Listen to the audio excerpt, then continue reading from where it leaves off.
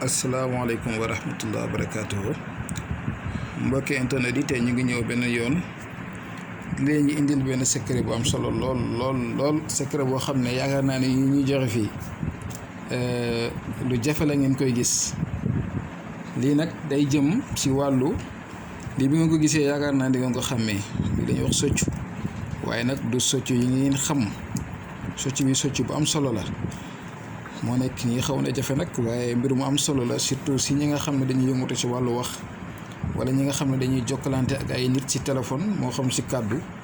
soccu bi ñuy wax mu tukkewal dafa am solo lool ci wàllu woowu noonu. moo xam ci wàllu boo mënti yëngatu nga koy soccoo di ko boolee lem bii ngeen di gis lem pire lay doon bu ñu raxul dara ngeen koy boole. waaye ni ngeen koy jëfandikoo mooy bët bu set boo xëyee balaa ngay génn, boo defee li ngay def ba pare dara desul lu dul nga war a génn, da ngay jël soccu bii nga jël ko nga jàng ci Fatiha ba mu jeex. boo jàngee Fatiha ba mu jeex nga teg ci salaatul fatihi wala salaatu ala nabi boo mën nga def ko téeméeri yoon soo ko mënee. su fekkee mënoo ko téeméeri yoon itam nga def ko yoon boo ko mënee juróom-ñaar baax na, ñetti baax na. su ko defee nga jël soccu bii nii soccoo ko sa gémmiñ nga moom saf-sap.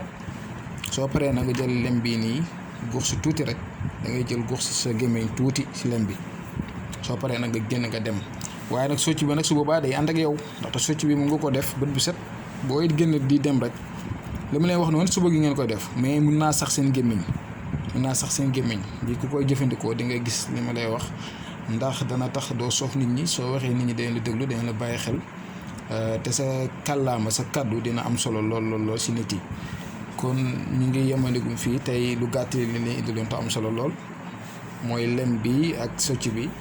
di leen di ñaanal yàlla, di ñaanal suñu bopp itam, di ñaanal ñëpp yàlla defal ñu iman ngëm yàlla gu mat, defal ñu njub, faj suñu aajo yëpp ci zaahir ak ci baatin. yàlla guddal suñu fan, wéral suñu cër. tey ñu ngi leen di ñaan nag ngeen abonné ci chaîne bi, di like vidéo yi, di ko aimé, ndaxte loolu moo ñuy gën a may confiance, ñuy gën a continuer li ñuy def nii, ndax njëriñ la goo xam ne suñu bopp la ñuy jëriñ leen. kon ñu ngi leen di ñaan ngeen continuer abonné yi, partage vidéo yi seen yeneen mbokk wala seen xarit, ndaxte lii lu am solo la, ñëpp mën see jëfandikoo. question bi ngeen ma bëgg a posé leen ma ko ci commentaire yi, man incha allahu taala dinaa ñëw répondre ci. secret bi ngeen bëgg ma dugal ko te dugalaguma ko itam ngeen laajte ko. te ñu leen wax tamit ne ñun lu ñuy dugal fii am na ci yoo xam ne mbiru noob la, luy neexal diggante. waaye ñaan neen yàlla ne lu ñuy dugal képp ku koy jëfandikoo si loo xamante ni lu neexul yàlla la wala lu bon la, yàlla bu ko yàlla nangu. lépp lu ñuy dugal nag nit jug si pour defaru, pour defar moromam, pour lu baax rek te bañ see lor kenn, yàlla na ko yàlla dimbale si loolu. loolu ñu ngi koy ñaan bu baax te ñu ngi koy fàttali képp kuy jëfee dara di ko def rek na ko def si lu njub, na ko def si mbaax, te xam ne àdduna bi ñun dëkkuñ fi.